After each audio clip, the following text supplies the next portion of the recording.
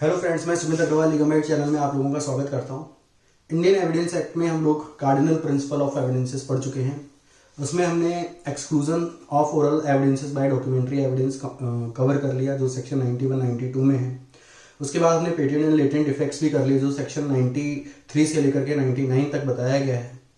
उसके बाद हमने स्पेशल पावर्स ऑफ कोर्ट पढ़ा, जो section 165 of Indian evidence act में बताया गया है, जो कि एक डायमेंशन है इंक्विजिटोरियल सिस्टम की। इसका हमने सेक्शन 162 के साथ कंट्राडिक्शन देखा, सीआरपीसी के 162 का ऑफ कोर्स, और सेक्शन 311 और 313 ऑफ सीआरपीसी के साथ इसका कंपैरिजन देखा कि किस तरीके से उनको कॉम्प्लीमेंट करता है। उसके बाद हम लोगों ने हेरसे एविडेंस सेक्शन 60 और उसके एक्सेप्शंस देखी। फिर हमने प्राइमरी एंड सेकेंडरी एविडेंसेस देखे, जो सेक्शन 60 से 65 तक है। आज तो हमारा कार्डिनल प्रिंसिपल ऑफ एविडेंस खत्म हो गया। अब हम अपने डिस्कशन को आगे बढ़ाते हुए सेक्शन 67 से लेकर के 73A तक कवर करेंगे। यह बताता है proof of execution of document को लेकर के। तो जो सेक्शन 67 है वो कहता है, if a document is alleged to be written और साइंड बाय एनी पर्सन, कि अगर कोई डॉक्यूमेंट है जो किसी पर्सन ने लिखा है उसको, और उसकी हैंड राइटिंग में होली और इन पार्ट, या फिर उसने उस डॉक्यूमेंट पर सिग्नेचर की है, तो उस डॉक्यूमेंट को प्रूफ करने के लिए पहले ये आवश्यक है कि उस हैंड राइटिंग और उस सिग्नेचर को प्रूफ किया जाए कि वो उसी पर्सन का है।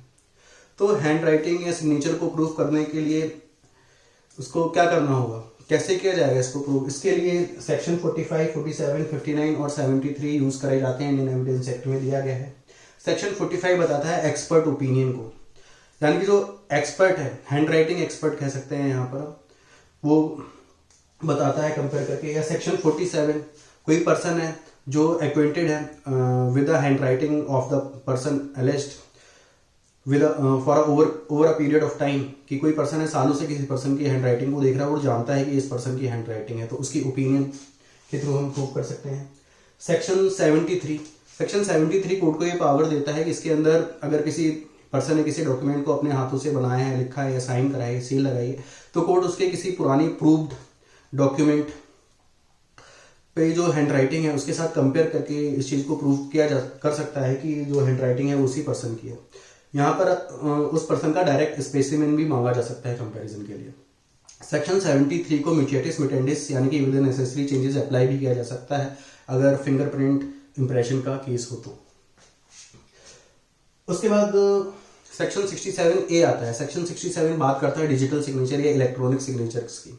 यह बात करता है accept in case of secure electronic signatures, if any subscriber has affixed his signature on an electronic record, अगर किसी इलेक्ट्रॉनिक रिकॉर्ड पर किसी सब्सक्राइबर ने अपने इलेक्ट्रॉनिक सिग्नेचर लगाए हैं, तो हमें यह प्रूव करना पड़ेगा कि जो इलेक्ट्रॉनिक सिग्नेचर हैं वो उसी सब्सक्राइबर के हैं। ये चीज कैसे प्रूव होगी, इसका प्रावधान जो है इंडियन एविडेंस एक्ट में सेक्शन 73A में किया गया है। इसके अंदर बताया गया है या तो वो पर्सन खुद या कंट्रोलर कौन होता है, जो section 17 of information technology act 2000 में अपॉइंट किया जाता है, या फिर सर्टिफाइंग अथॉरिटी जो डिजिटल सिग्नेचर इशू करती है, या फिर कोई भी ऐसा person who has applied for the public key in the digital signature certificate to verify the signature of the person who has signed the document, यानी कि उस पर्सन जिसने साइन करा है उसके सिग्नेचर को वेरीफाई करने के लिए पब्लिक की के लिए अप्लाई करता है।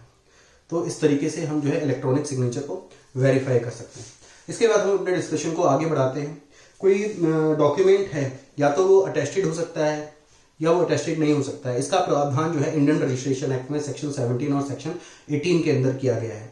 मान लीजिए कोई डॉक्यूमेंट है, उसे अटेस्टेशन कराना कंपलसरी नहीं है, यानी कि ऑप्शनल है, और फिर भी पर्सन जो है उसको अटेस्ट करा लेता है, तो क्या होगा? तो सेक्शन 72 में बताया गया है, if there is any document which is not necessary to be attested or which is not required as per law to be attested, if attested will be proved as if it is an unattested document, यानी कि अगर optional है attestation, फिर भी आपने attest करा लिया है डॉक्यूमेंट को, तो उसको हम इसी हिसाब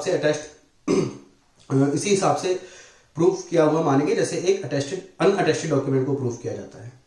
उसके बाद अगर कोई डॉक्यूमेंट है, उसको Indian registration act for the time being enforce कोई भी लॉ उसके मुताबिक अटेस्ट कराना जरूरी है, कंपलसरी है। फिर भी जो पर्सन है उसने उसको अटेस्ट नहीं कराया, तो उस केस में उस डॉक्यूमेंट को एज एन एविडेंस इस्तेमाल नहीं किया जा सकता। उसके बाद नेक्स्ट केस पर चलते हैं कि कोई डॉक्यूमेंट है उसको लॉ के द्वारा अटेस्ट कराना जरूरी है, कंपलसरी है, मैंडेटरी है, और उस पर्सन ने उसको अटेस्ट कराया हुआ है। तो हम लोग जानते हैं किसी भी डॉक्यूमेंट को अटेस्ट कराने के लिए एक से ज्यादा विटनेसेस की जरूरत पड़ती है।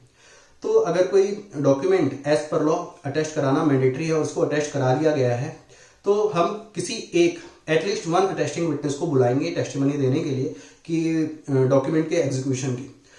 अगर वो एडमिट कर लेता है डॉक्यूमेंट के एग्जीक्यूशन को, तो हम मान लेंगे उस डॉक्यूमेंट को as a piece of evidence admissible हो जाएगा। और अगर वो पर्सन जो अटेस्टिंग विटनेस है वो डिनाई कर देता है डॉक्यूमेंट के एग्जीक्यूशन से, तो उस केस में फिर दूसरे अटेस्टिंग विटनेस को बुलाया जाएगा। अगर वो एडमिट कर लेता है तो डॉक्यूमेंट को मान लिया जाएगा एज एन एविडेंस, और अगर वो भी डिनाई कर लेता है तो फिर हम आ जाते हैं यहाँ पर सेक्शन 71 पर। सेक्शन 71 बताता है if the attesting witness denies और does not recollect the execution of the document then the document may be proved by other evidences. यानी कि यहाँ पर दोनों ही अटेस्टिंग विटनेसेस ने मना कर दिया ना डॉक्यूमेंट के एग्जीक्यूशन से, तो फिर उस केस में हम अदर एविडेंसेस या जो कि सर्कमस्टेंशियल एविडेंसेस हो सकते हैं उनके द्वारा इसको प्रूव कर सकते हैं। तो अब हमारा सेक्शन 73 भी हो गया, सेक्शन 72 भी हो गया और सेक्शन 68 भी हो गया। ये बातें अटेस्टेशन से सेक्शन 68 में है। उसके बाद सेक्शन 68 आगे क्या कहता है फर्दर। सेक्शन 68 आगे बताता है कि अभी तो ये हो गया कि पहले पहला विटनेस बुलाएंगे सेक्शन 68 में, अगर और फिर दूसरा विटनेस बुलाएंगे, अगर दोनों मना कर देते हैं तो सेक्शन 72 आ गया।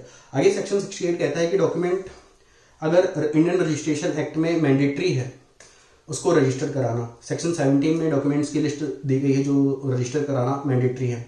अगर उनको रजिस्टर कराया गया है तो उसके लिए हमें किसी भी अटेस्टिंग विटनेस को बुलाने की जरूरत नहीं है, क्योंकि रजिस्ट्रार के सामने ऑलरेडी अटेस्टिंग विटनेस अपियर हुए होंगे। उस डॉक्यूमेंट को वैसे ही हम डायरेक्टली एडमिसिबल हो जाएगा अगर उस डॉक्यूमेंट को रजिस्टर कराया गया है तो। लेकिन ये चीज जो है विल के केस में एप्लीकेबल नहीं होती है, क्योंकि विल को कभी भी रजिस्टर कराया जा सकता है। तो विल के केस में हमेशा कम से कम एक अटेस्टिंग विटनेस को बुलाने की जरूरत होगी। और अगर मान लीजिए जो डॉक्यूमेंट है वो रजिस्टर्ड है और जो एग्जीक्यूटर है डॉक्यूमेंट का वो मना कर देता है कि इसको रजिस्टर उसने नहीं कराया है, तो उस केस में हमें अटेस्टिंग विटनेसेस को बुलाना पड़ेगा और ये प्रूव करना होगा। ठीक है, तो ये हमारा सेक्शन 68 पूरी तरीके से कवर हो जाता है। अब मान लीजिए हमने बात कर ली कि हाँ जो अटेस्टिंग विटनेसेस आएंगे और उनकी टेस्टिमनी ली जाएगी। अगर वो एडमिट करते हैं तो ये होगा, वो डिनाई करते हैं तो ये होगा। अब मान लीजिए जो अटेस्टिंग विटनेसेस हैं वो अवेलेबल ही नहीं है, they are not subject to the process of the court, they are out of reach of the court, और दे आर डेड, और दे आर इनकेपेबल, यानी कि कोर्ट उनको सम्मन नहीं दे सकती। They are out of the reach of the court, out of the jurisdiction of the court, not subject to the process of the court. तो उस केस में क्या होगा, उस केस में जो अटेस्टिंग विटनेस है उसकी हैंड राइटिंग को प्रूव करना पड़ेगा और जो एग्जीक्यूटर है उसके सिग्नेचर को प्रूव करना पड़ेगा सेक्शन 69 में। और वो कैसे प्रूव करेंगे वो मैंने आपको बता ही दिया, 45, 47, 59 और 73 का सहारा लेकर के। 59 में क्या है कि एनी डॉक्यूमेंट्री फैक्ट और the electronic record may be proved by such documentary evidence और electronic record only except in the case of any other fact.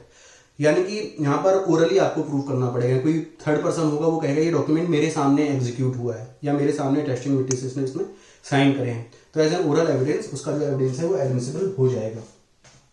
तो ये हमारा कहता है सेक्शन 69 यहाँ पर। तो अब आता है हमारा सेक्शन 70। सेक्शन 70 में क्या है, जो डॉक्यूमेंट है जिस डॉक्यूमेंट का एग्जीक्यूशन हमें प्रूव करना है, अगर वो जिस पार्टी के अगेंस्ट डॉक्यूमेंट का एग्जीक्यूशन हमें प्रूव करना है वो पार्टी ही एक्सेप्ट कर लेती है, एडमिट कर लेती है उसके एग्जीक्यूशन को, तो वो डॉक्यूमेंट जो है एडमिसिबल हो जाएगा। तो आई थिंक आप लोगों को आज का डिस्कशन ठीक से समझ में आ गया होगा, proof of the execution of document. इसके बाद नेक्स्ट सेशन में हम लोग रेलिवेंट फैक्ट सेक्शन 6 रेस्ट जेस्टे के ऊपर डिस्कस करेंगे। होप आप लोगों को आज का सेशन अच्छा लगा होगा। प्लीज़ वीडियो को ज़्यादा से ज़्यादा शेयर कीजिए और चैनल को ज़्यादा से ज़्यादा सब्सक्राइब कीजिए।